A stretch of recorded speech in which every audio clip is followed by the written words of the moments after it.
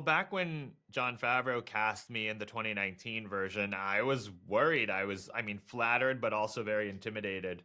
And John really helped me and Seth Rogan, who plays Pumbaa, and they really come as a duo, find our spin on the characters. And you want to nod to the spirit of what Nathan Lane did so iconically in the original film, and also make it your own. But luckily, I have Seth, and we play off each other and we improvise a lot, and I think we rely on each other to make our own version of Timon and Pumbaa. Well, like I said, while again nodding to the energy of the original. Record everything together in the booth at the same time, which is pretty unusual for these types of big epic animated films. The actors usually record separately over the course of years, and they put it all together. But Seth and I were together every step of the way, especially for Mufasa. And we were encouraged to improvise a lot. There's a ton of banter that gets ad-libbed in the studio when we're together.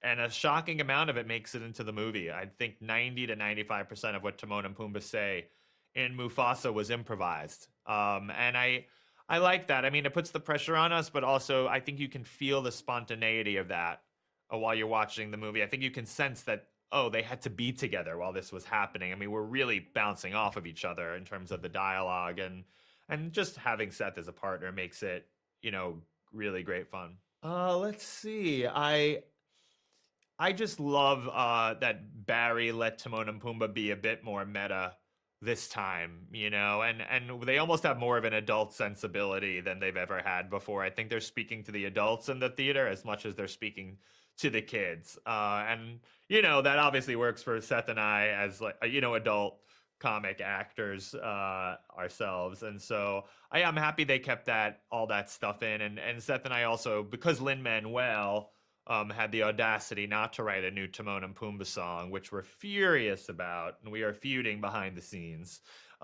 We did improvise our own little musical moment, which did make it into the movie, so I'm happy about that. Oh, what character would that be? Let's see, I'm trying to think. Well, you can't really be better playing the genie in Aladdin than Robin Williams was.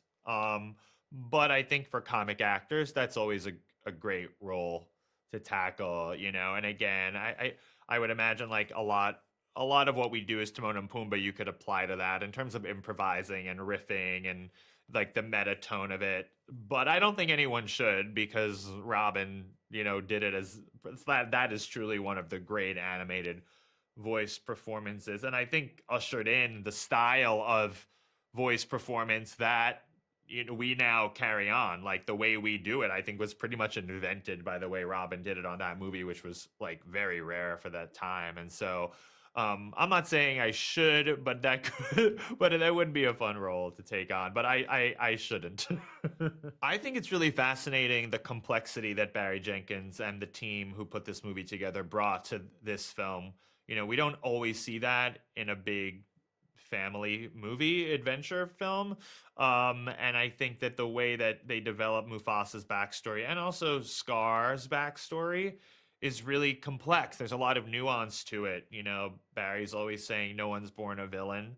And no one's born a hero either. And we watch how there's, individual life journeys brought them to become the characters that we know them to be. And I think that's really interesting. And they didn't take the easy way out with the characters. And I think they did a more sophisticated take on it. Well, obviously Timon and Pumbaa.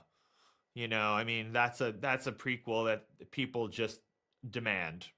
And so, but no, that would be fun to see how Timon and Pumbaa got to know each other. We just assumed they were always together. And it would be that I think there's a lot of fun to be had there.